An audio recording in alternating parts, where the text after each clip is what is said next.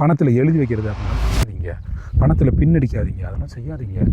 பக்குவமாக மெதுவாக அமைதியாக பணத்தை ஹேண்டில் பண்ணுங்க. பணத்தை நீங்கள் எவ்வளோக்கு பணத்தை கையாளும் போது மென்மையாக கையாளுங்க. சில பேர் அவசரமாக பணம் எடுக்கிறீங்க.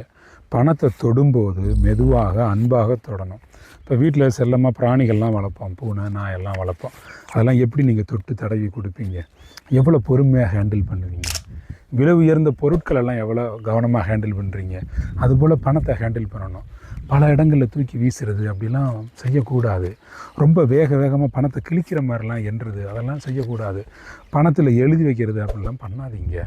பணத்தில் பின்னடிக்காதீங்க, அதெல்லாம் செய்யாதீங்க. பணத்தை சரியாக ஹேண்டில் பண்ணுங்கள். பக்குவமாக மெதுவாக அமைதியாக பணத்தை ஹேண்டில் பண்ணுங்கள். பணத்தை நீங்கள் எவ்வளோக்கு எவ்வளோ மென்மையாக டீல் பண்ணுறீங்களோ அந்தளவுக்கு பணத்துக்கும் உங்களுக்குமான ஒரு நெருக்கம் உண்டாகும். பணத்துக்கு உணர்வு உண்டு.